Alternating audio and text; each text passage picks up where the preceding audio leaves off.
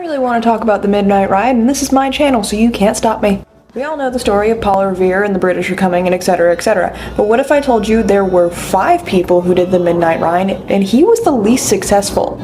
So, Paul Revere, William Dawes, and Samuel Prescott all separately decided to ride to Concord, Massachusetts to warn them. Eventually, during their rides, they did end up meeting up. The issue is, partway through their ride to Concord, their road was blocked by British patrol. Paul Revere famously got captured by the British. William Dawes ended up losing his horse and had to walk back to Lexington, Massachusetts. And Samuel Prescott did end up making it to Concord.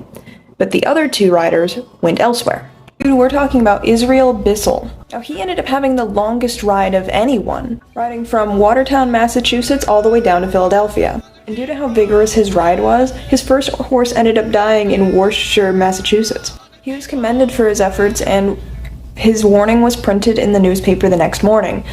However, his name was misprinted, so his actual name is lost to history, even though there is speculation. Now, there is one final person to talk about for the 5 who did their midnight ride, and that is Sybil Ludington.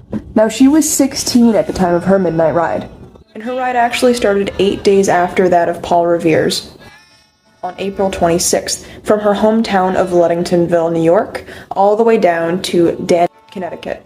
Now, sadly, she did not reach Danbury in time, but she did bring enough militiamen that she had found along the way with her to where they could drive the British out of the town.